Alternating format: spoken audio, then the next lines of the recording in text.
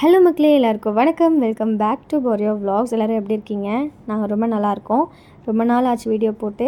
என்னோடய ப்ரெக்னென்சியில் இந்த 8th 9th month வந்து என்ன ரொம்ப வச்சு செஞ்சிட்ருக்கு. நிறைய அன்எக்ஸ்பெக்டட் திங்ஸ்லாம் நடந்துருச்சு. ஸோ என்ன ஆச்சு எனக்கு அப்படின்றதெல்லாம் வந்து இந்த வீடியோவில் நான் வந்து முழுசாக ஷேர் பண்ணியிருக்கேன். ஸோ வீடியோவை கண்டினியூவாக ஃபுல்லாக பாருங்கள். இப்போ நீங்கள் பார்த்துட்டு இருக்க கிளிப்பிங் என்னென்னு பார்த்தீங்கன்னா, எனக்கு வந்து ஹீமோக்ளோபின் வந்து கம்மியாக இருந்துச்சுல்ல. ஸோ இப்போ வந்து இன்க்ரீஸ் ஆகிருக்கா என்ன அப்படின்னு செக் பண்ணுறதுக்காக ப்ளட் டெஸ்ட் கொடுத்துட்ருந்தேன். அண்ட் 8th மந்த்துக்காக செக்கப்பும் போயிருந்தேன். ஸ்கேன்லாம் எடுத்துகிட்டு வந்தேன். 8th மந்த் ஸ்டார்டிங்கில் எடுத்த வீடியோ கிளிப்பிங் இதெல்லாம். ஆக்சுவலி ஹீமோக்ளோபின் வந்து ரொம்பவே சூப்பராக இன்க்ரீஸ் ஆகிருந்துச்சு. எனக்கு வந்து 10.2 தான் இருந்துச்சு. ஒரு 3 வீக்ஸில் வந்து பார்த்திங்கன்னா எனக்கு 11.6 இன்க்ரீஸ் ஆகிடுச்சு. நான் ரொம்ப ஹாப்பியாக இருந்தேன். பரவாயில்ல, நல்லா இன்க்ரீஸ் ஆகிருக்கு அப்படின்னு சொல்லிட்டு. நான் என்ன சாப்பிட்டேன்னா போமோக்ரேனட் ஜூஸு, சோரட்டி, அப்புறம் ட்ரை ஃப்ரூட்ஸ் வந்து நைட்டே ஊற வச்சுட்டு மறுநாள் வந்து பால், அப்புறம் பனானா, ரெட் பனானா ஆட் பண்ணி அதில் வந்து சாப்பிட்டேன். அப்புறம் அடிக்கடி அத்திப்பழ ஜூஸு, அப்புறம் அயன் டேப்லெட் வந்து 2 வேளை போட்டேன். இந்த மாதிரி நிறைய சாப்பிட்டதுனால எனக்கு நல்லாவே இன்க்ரீஸ் ஆகிருந்துச்சு. அண்ட் 32 வீக்ஸ் க்ரோத் ஸ்கேனும் எடுத்திருந்தேன். அதுவும் நல்லா இருந்துச்சு. செஃபாலிக் பொசிஷனில் இருந்துச்சு. அப்புறமா பேபியோட க்ரோத்துமே சூப்பராக இருந்துச்சு. 2 kg கிட்ட வந்து பாப்பா வந்துட்டாங்க 32 வீக்ஸ்லேயே. ஸோ எல்லாமே பர்ஃபெக்டாக இருந்துச்சு. ரொம்ப ஹாப்பியாக இருந்தேன். டாக்டர் வந்து எல்லாமே பார்த்துட்டு ஆல் குட், சூப்பராக இருக்குன்னு சொல்லியிருந்தாங்க. அதுக்கு முன்னாடி செக்கப்பில் வந்து நான் இச்சிங் ப்ராப்ளம் இருக்குன்னு சொல்லியிருந்தேன். அதுக்கு டேப்லெட்லாம் எனக்கு கொடுத்துருந்தாங்க. ஸோ அதை பற்றி என்கிட்ட விசாரிச்சாங்க எப்படி இருக்குது அப்படின்னு சொல்லிட்டு. பட் நான் 32 வீக்ஸ் நான் அந்த டைம் போயிருந்தப்போ எனக்கு இச்சிங் ரொம்ப அதிகமாக இருந்துச்சு. ஆக்சுவலி உள்ளங்கையில் உள்ளங்கால்லலாம் அரிக்க ஆரம்பிச்சிருந்தது. அதை அவங்கக்கிட்ட ஷேர் பண்ணேன். டாக்டர் வந்து உள்ளங்கை உள்ளங்கால்லாம் அரிக்கக்கூடாதே அப்படின்னு சொல்லிட்டு ஒரு டெஸ்ட்டை எழுதி கொடுத்தாங்க. அது பைல் ஆசிட் டெஸ்ட்டுன்னு சொல்லிட்டு ஒன்று எழுதி கொடுத்தாங்க. அந்த டெஸ்ட்டை எடுத்துகிட்டு ரிப்போர்ட் அனுப்புங்கன்னு சொல்லிட்டு அந்த டெஸ்ட்டு எடுத்ததுக்கப்புறம் தான் வந்து நிறைய பிரச்சனையே வந்துச்சு. அந்த டெஸ்ட்டு எடுத்ததில் வந்து பார்த்திங்கன்னா 0 to 10 இருக்கணும் அந்த டெஸ்ட்டு. பட் எனக்கு வந்து 110 இருந்துச்சு. அதை டாக்டருக்கு அனுப்பினோடனே அவங்களே ரொம்ப ஷாக் ஆகிட்டாங்க. இவ்வளோ இருக்காதே அப்படின்னு சொல்லிட்டு. ஏன்னா அன்றைக்கி தான் நாங்கள் க்ரோத் செக்கப்லாம் பண்ணோம். பாப்பா ஹெல்த்தியாக இருந்தாங்க. அதனால் இவ்வளோ இருக்காதே, மறுபடியும் ஒரு தடவை செக் பண்ணுங்கன்னு சொல்லிட்டு மறுபடியும் நான் வந்து செக் பண்ணேன். மறுபடியும் செக் பண்ணதில் வந்து எனக்கு 20 ஒன்று தான் இருந்துச்சு. ஸோ டாக்டர் வந்து அதுக்கான டேப்லெட்லாம் கொடுத்து இதை கண்டினியூவாக சாப்பிட்டுட்டு இருங்க, சாப்பிட்டுட்டு 36th வீக் அப்போ வாங்க, மறுபடியும் ஒரு தடவை பைல் ஆசிட் டெஸ்ட் எடுத்துகிட்டு அப்படின்னு சொல்லிட்டு என்கிட்ட சொல்லி டேப்லெட்லாம் கொடுத்து அனுப்பிச்சாங்க. பட் அதுக்கப்புறமாவும் எனக்கு வந்து கொஞ்சம் இச்சிங் இருந்துட்டு தான் இருந்துச்சு. எனக்கு எப்படி என்னோடய கால் கையெல்லாம் பாருங்கள் எப்படி இருக்குதுன்னு சொல்லிட்டு ஃபுல்லாகவே ஒல்லி ஆகிட்டேன், கருத்து போயிட்டேன். நிறைய இதை மாதிரி அரிப்பு அதெல்லாம் வந்து எனக்கு இதை மாதிரி ஃபுல்லாக தழும்பாக ஆயிடுச்சு. நைட்லாம் தூங்கவே முடியாது என்னால். நைட்டு தூக்கன்றதே சுத்தமாக போயிடுச்சு. அதனால் பகல் டைமில் வந்து ஃபுல்லாக தூங்கிட்டு ரெஸ்ட் இல்லாமல் ரொம்ப டல் ஆகிட்டேன். ஒல்லியாக கருத்து போய் பயங்கர டல் ஆகிட்டேன். அதனால தான் என்னால் வீடியோவே போட முடியல. 8th மந்த் அந்த நான் ரொம்ப நாளாக வீடியோ போடாமல் இருந்த காரணமே இது தான். ஏன்னா நைட்டு ஃபுல்லாக தூங்குறதில்ல, காலையில் தான் வந்து ரொம்ப டயர்டாகி ரெஸ்ட் எடுக்கிறது அப்படின்ற மாதிரி போயிடுது. அதனால் வீடியோலையும் கான்சன்ட்ரேட் பண்ணாமல் ரொம்ப கஷ்டப்பட்டேன் 8th மந்த் ஃபுல்லாகவே. தென் 9th மந்த் ஸ்டார்ட் ஆகி 36 வீக் முடிஞ்ச அப்புறமா நான் வந்து மறுபடியும் டாக்டர்கிட்ட செக்கப் வந்தேன். மறுபடியும் பைல் ஆசிட் டெஸ்ட் எடுத்துகிட்டு தான் வந்தேன். அந்த பைல் ஆசிட் டெஸ்ட்டில் வந்து பார்த்திங்கன்னா எனக்கு அதிகமாக தான் காமிச்சிது. ஃபஸ்ட்டு இருந்ததை விட அதிகமாக காமிச்சிது. 0.5 10 இருக்கணும். பட் நம்மளுக்கு வந்து பார்த்திங்கன்னா 166 காமிச்சிது. அது காமிச்சோன்னே எனக்கு லைட்டாக பயமாக தான் இருந்தது. என்ன சொல்ல போகிறாங்களோ டாக்டர் அப்படின்ற ஒரு பயத்திலே தான் வந்து ஹாஸ்பிட்டல் போயிருந்தேன். செக்கப்லாம் வந்து பிபி எல்லாமே டெஸ்ட் பண்ணிவிட்டு டாக்டரை பார்க்குறதுக்காக நாங்கள் அவ்வளோ உட்காண்ட்ருந்தோம். ஏன்னா லாஸ்ட் டைமே அவங்க சொல்லி தான் அனுப்புனாங்க, இதே மாதிரி இன்க்ரீஸாகவே இருந்துச்சுன்னா 37th வீக்குக்கு மேலே பாப்பா வந்து வச்சுருக்க முடியாது, 37th வீக்லேயே நம்ம டெலிவரி பண்ணி எடுக்கிற மாதிரி தான் இருக்கும் அப்படின்னு சொல்லிட்டு. நீங்கள் எங்கே இருக்கீங்க? வீடு போரூர் தான். போரூர் தானா? நீங்கள் ஒரே ஒரு கேஸ்ட்ரோஎன்ட்ராலஜிஸ்ட் ஒப்பீனியன் வாங்குங்க. நம்ம இல்லைன்னா டெலிவரி டிசைட் பண்ணிடணும். பைல் ஆசிட்ஸை ரொம்ப வச்சுட்டு வெயிட் பண்ணணுன்ட்டு. டெலிவரினா இப்போ இல்லை, இன்னும் 1 வீக்கா 2 வீக்கான்றதை நம்ம டிசைட் பண்ணிடணும். ஓகேவா? டேப்லெட் கொடுத்தீங்க நீங்கள், அது போட்டு நான் யூரியா கொடுத்துட்டு தான் இருக்கேன். பட் ஸ்டில் அது ஹையாக இருக்குன்னா ஒரு தடவை செக் பண்ணிக்கலாம். முதல்ல கூட அரிக்குது. இங்கே நாக்கு அதெல்லாம் கூட எனக்கு அரிக்குது. தயவுசெய்து நீங்கள் நாளைக்கே கேஸ்ட்ரோஎன்ட்ராலஜிஸ்ட்டை பாருங்கள். கேஸ்ட்ரோஎன்ட்ராலஜிஸ்ட் பார்க்கணும். நீங்கள் வந்து பைல் ஆசிட்ஸ் அதிகம்னு சொல்லுங்கள். ஓஜிலேருந்து கூட அனுப்புவாங்க. எப்படின்னாலும் அங்கே போய் பார்த்துருங்க. பார்த்துட்டு பவித்ராக்கு தானே அன்றைக்கி மெசேஜ் அனுப்பிச்சிங்க, அவங்களுக்கு அனுப்பிச்சு என்ன கதைன்னு சொல்லிடுங்க. நம்ம டிசைட் பண்ணிடலாம். ரொம்ப அரிப்பு நிற்கலைன்னா we have to deliver தான்.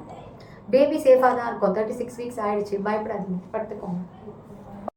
நார்மலாக ஒரு லிவர் டாக்டரை வந்து சஜஸ்ட் பண்ண சொல்லி எங்ககிட்ட வந்து சொல்லி அனுப்பியிருந்தாங்க. அவர்கிட்ட போகிறதுக்கு முன்னாடி மறுபடியும் ஒரு 2 டெஸ்ட் கொடுத்து இதை எடுத்துகிட்டு போங்க அப்படின்னு சொல்லிட்டு எங்களுக்கு சஜஸ்ட் பண்ணியிருந்தாங்க. ஆக்சுவலாக இந்த பைல் ஆசிட் எதுக்கு வரும் அப்படின்னா ப்ரெக்னன்சியில் ஹார்மோனல் சேஞ்சஸ்னால வந்து ஒரு சில பேருக்கு வரும் அப்படின்னு சொன்னாங்க. இப்போ ஒரு சில பேருக்கு தைராய்டு, சுகர் இதெல்லாம் ப்ரெக்னன்சியில் வரும்ல, வந்து அதுக்கப்புறம் போயிடும்ல, அது மாதிரி இது ஒன்று.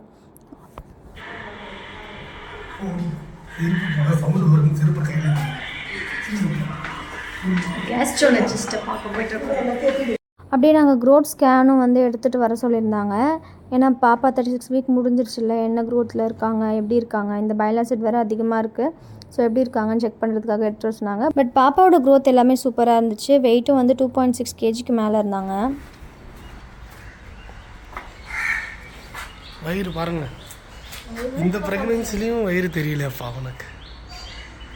உள்ள 2 கிலோ மேலே இருக்குது, தெரியவே இல்லைல்ல 2 கிலோ மேலே இருக்குது. இப்போ நாங்கள் கேஸ்ட்ராலஜிஸ்ட்டை பார்க்க போயிட்டுருக்கோம்.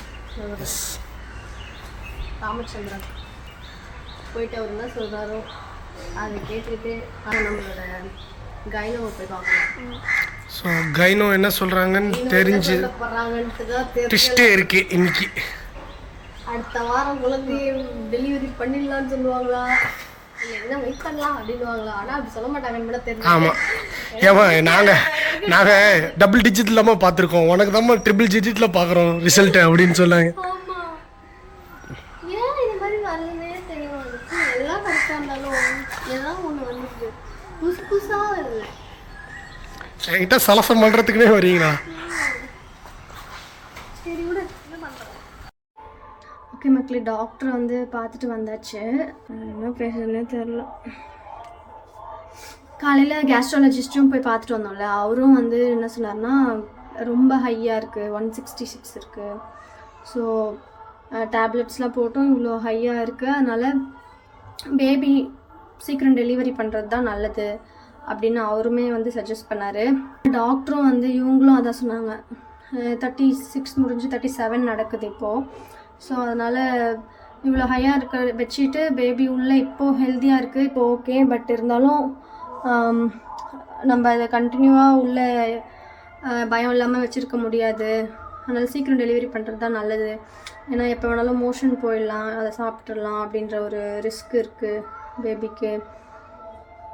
எனக்கும் வந்து பைல் ஆசிட் லெவல் ரொம்ப அதிகமாக இருக்குது, 166 இருக்குது. அப்படின்றதுனால எவ்வளோக்கு எவ்வளோ சீக்கிரம் டெலிவரி பண்ணணுமோ பண்ணிடணும் அப்படின்னு சொல்லிட்டு டிசைட் பண்ண சொல்லிட்டாங்க.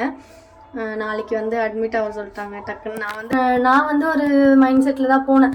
சரி ஓகே, எப்படியும் நெக்ஸ்ட் வீக்கில் அட்மிட் ஆக சொல்லிவிடுவாங்க, நம்ம வந்து அந்த 1 வீக்கில் இன்னும் கொஞ்சம் நல்லா சாப்பிட்டு. இப்போ வந்து பாப்பா வெயிட்டு 2, நான் நேற்று செக் பண்ணப்போ 2630 இருந்தாங்க. ஸோ சரி இன்னும் எப்படியும் ஒரு 1 வீக், நெக்ஸ்ட் வீக் வந்து லாஸ்ட்டில் அது மாதிரி தான் வந்து டெலிவரிக்கு அட்மிட் ஆக சொல்லுவாங்க.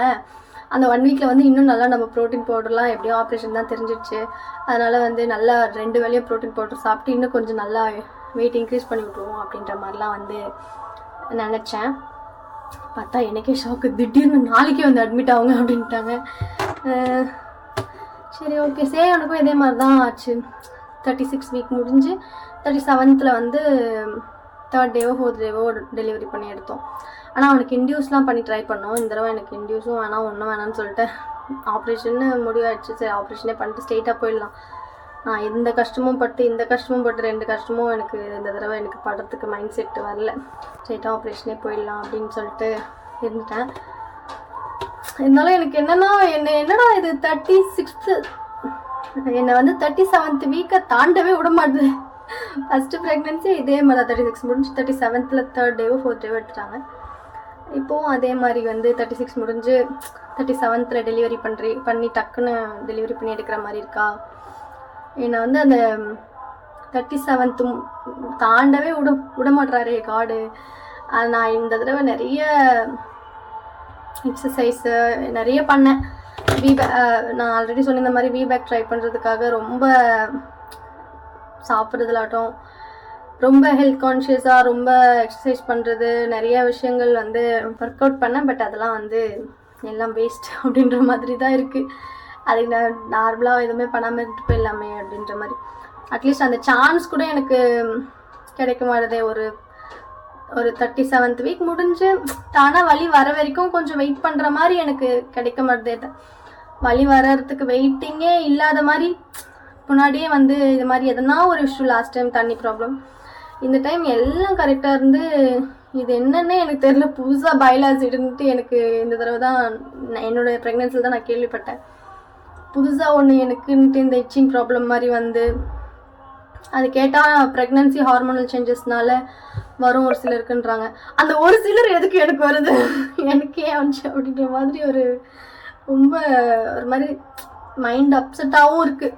எனக்கு அந்த ஒரு சான்ஸ் கிடைக்கலாம்ல அப்படின்ற மாதிரி ஒரு இது மாதிரி இஷ்யூ வராமல் தானாக வலி வந்து வர்றதுக்கான சான்ஸ் கிடைக்கலாம்ல அப்படின்ற மாதிரி. ஏன்னா எனக்கு ஃபால்ஸ் பெயின் நிறைய வந்துகிட்டே இருக்குது. இப்போது 36th ஆரம்பிச்சதுலேருந்தே எனக்கு ஃபால்ஸ் பெயின் வந்துகிட்டே இருக்குது. ஃபால்ஸ் பெயின் ஆகட்டும், இந்த பீரியட்ஸ் கிராம்ப் ஆகிற மாதிரி அந்த பெயின்லாம் வந்துட்டு நார்மல் டெலிவரிக்கு எப்படி இதுவும் அந்த மாதிரி இந்த கரெக்டாக பெயின் வர்றதுலாம் இருக்குது. இன்னும் ஒரு வீக் முடிஞ்சால் 38th அந்த மாதிரி டைமில் நார்மல் பெயின் வர்றதுக்கு கூட சான்சஸ் இருக்கும் அப்படின்னு எனக்கு தோணுது. பட் அது சான்ஸே கொடுக்க மாட்டேன் உனக்கு, நீங்கள் முன்னாடியே வந்து டெலிவரி பண்ணிடுன்ற மாதிரி காட் வந்து எனக்கு பண்ணுறாரு அப்படின்ற மாதிரி இருக்குது. சரி ஓகே, நம்மளுக்கு எது நடந்தாலும் நல்லது தான். பாப்பா ஹெல்த்தியாக பிறந்தா ஓகே. எனக்கு ஒரு மாதிரி என்னென்னவோ தோணுது, எதுக்கு ஏன் இப்படி நடக்குது அப்படின்ற மாதிரி இருக்குது. சரி ஓகே, எது நடந்தாலும் நன்மைக்கே. நல்லபடியாக பாப்பா வெளியே வந்தால் ஹெல்த்தியாக வந்தால் போதும். எனக்கும் இந்த இஷ்யூ நைட்லாம் தூங்க முடிய மாட்டுது, ரொம்ப அதிகமாக இருக்குது. கை உடம்பு நான் இது காமிக்கிறது வந்து பார்த்திங்கன்னா கையில் மட்டும் இப்படி ஆகலை, ஃபுல்லாகவே கால் பாடி ஃபுல்லாகவே எனக்கு இது மாதிரி தான் இச்சிங் ஆகிட்டு இந்த மாதிரி ஆயிடுச்சு. டெலிவரி ஆகிட்டு அப்புறம் இது கிளியர் ஆகிடும்னு சொல்கிறாங்க. ஒன்ஸ் பாப்பா வெளியே டெலிவரி பண்ணிவிட்டு அப்புறமா இது நார்மல் ஆகிடும் அப்படின்றாங்க. அதனால சரி எனக்கும் நார்மல் ஆகிடும்ல, ஓகே இது பண்ணுறது தான் நல்லது அப்படின்ட்டுன்னு எனக்கு ஏதோ ஒரு இன்சைட் சொல்லுது போல். இது பண்ணால் உனக்கு நல்லது அப்படின்றதுனால எனக்கு இது நடக்குது போல். ஸோ அதனால் நம்ம எல்லாமே நல்லதாக நினச்சிட்டு நல்லபடியாக எல்லாமே நடக்கும், டெலிவரியும் நல்லபடியாக முடியும். நெக்ஸ்ட் வீடியோவில் நான் வந்து மேக்ஸிமம் பாப்பாவோடு தான் நெக்ஸ்ட் வீடியோ போடுவேன்னு நினைக்கிறேன்.